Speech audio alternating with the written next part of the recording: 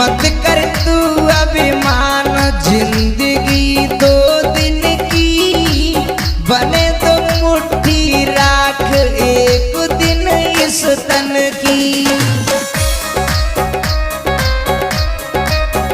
और मेरे गुरुदेव गोरेलाल भगत जी, आपका ये आशीर्वाद है गुरुदेव, और हमेशा ऐसे ही बनाए रखो।